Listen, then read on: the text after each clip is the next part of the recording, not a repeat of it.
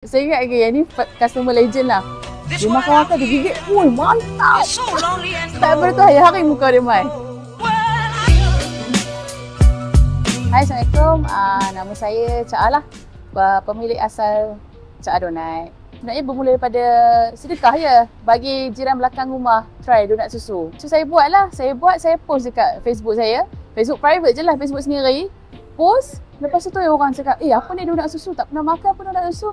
Nak try juga boleh tak? Daripada saja order tu tengok ramai order. Kawan-kawan, jiran-jiran dekat situ. Okay. Start pada tu kita macam, daripada donat ni kita boleh cari duit. Sebab masa tu, memang kita orang duduk tak bekerja. Kan baru tengah PKP, baru lepas sektor-sektor kilang ni kan banyak yang berhenti kan.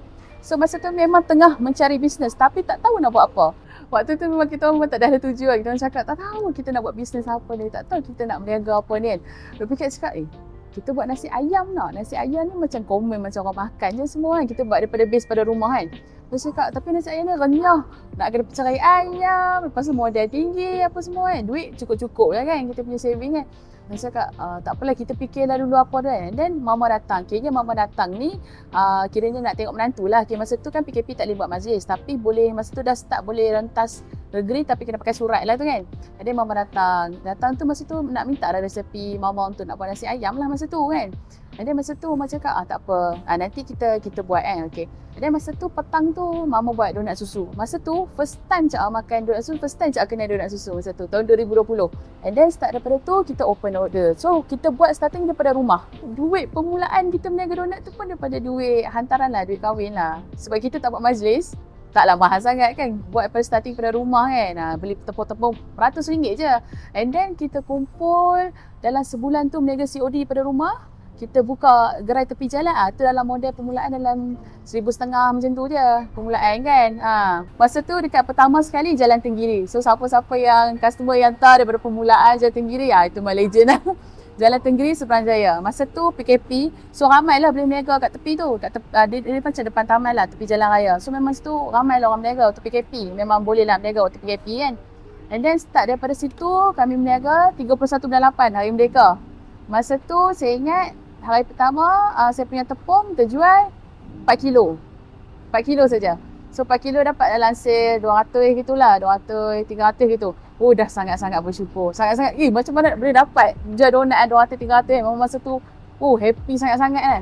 And then tapi masa tu dalam masa yang sama ada juga orang tak kenal lagi. Tapi orang lalu lalang lah. Orang tengok apa dia donat susu ni. Tak pernah dengar. Sini sebenarnya tak pernah dengar donat susu.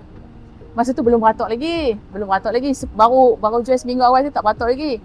Orang lalu cakap apa dia ni donat susu ni? Susu ting ke yang tak bawa kat atas? Cakap tak. Sebab masa kan kami punya produk, orang beli baru kami buat. Kami bukannya donat yang dah siap kan. So orang beli baru kami buat. So orang tak nampak apa dia, mana donat dia, apa dia ni kosong apa, berniaga apa ni. Kan masa tu. So start daripada tu saya buat timbul idea. Saya cakap okay kita kena bagi orang cuba. Sebab sini orang tak tahu pun donat susu. Kita bagi tester. So kita buat banyak-banyak, orang lalu dalam bagi tester. Bila orang makan kan, saya ingat lagi yang ni customer legend lah. Dia makan-makan, dia gigit, mantap. Start daripada tu hari-hari muka dia mai. Macam Cak Ah nak grow. Cak Ah tak nak kekalkan kepada takut yang sama. Apa yang Cak Ah buat yang first kali adalah kita kena tinggalkan production tu. So kalau kita nak tinggalkan production tu, yang pastinya mestilah kita kena delegate kerja dengan betul dulu. Kena ada SOP, kena ada skop kerja, kena ada sistem. Kalau kita masih kekal dekat dalam production, kita takkan boleh buat kerja-kerja high value. Kita takkan boleh fikir apa lagi next business yang kita nak buat. Kan? Kalau kita masih menguli, masih duk fikir pasal production apa semua, macam mana kita nak grow? Macam mana kita nak fikir yang high value punya kerja? Kan? Ada satu masalah Cak Ah dengan husband sembang. Okay, sampai bila kita punya takat nak berniaga kat gerai? Kita dah nak masuk tahun ke-4 dah masa tu kan. Bila dah hujan, tak ada berniaga. Nak hujan, nak goreng, masuk ayak lah apa semua. So kita kata susah untuk kita nak luaskan production kita. Kita tak boleh dah berniaga gerai, kita kena berniaga kafe. Sebab kita dah 5 tahun, kita konsisten customer. Sustain, maintain customer. So kita cakap kita punya produk ni memang orang kata boleh pergi jauh. Kalau kita biarkan dengan konsep dekat gerai ni susah sikit lah untuk kita nak grow. Sebab tu yang sekarang kita dah perancangan, kita dah ada semua SOP, dah ada semua strategi. Bila dah siap, kita akan boom lah. Kita akan buka outlet, kita akan starting outlet HQ dulu and then kita akan starting buat franchise lah, insyaAllah, mudahan. So rasa kejayaan untuk Cak Ah punya part lah kan adalah konsisten. Konsisten daripada segi semua perkara. Konsisten daripada produk, konsisten daripada segi servis, and then konsisten daripada waktu perniagaan juga, konsisten delegate kerja dekat staff. Semua tu kena ada dia punya konsistensi. Dan apa yang Cak boleh cakap, kalau untuk konsisten daripada produk, apa yang Cak boleh cakap, kita sangat kurang dapat back feedback. And then apa yang Cak cakap lagi, walaupun kita meniaga gerai daripada dulu, kita meniaga gerai tapi mengikut cara korporat. Kita tak ada ikut suka nak berniaga. Okey, hari ni rasa tak mau berniaga, tak berniaga. Hari ni rasa nak berniaga, tak boleh. Kalau contoh kita cakap gerai tutup hari Jumaat dah kita tutup.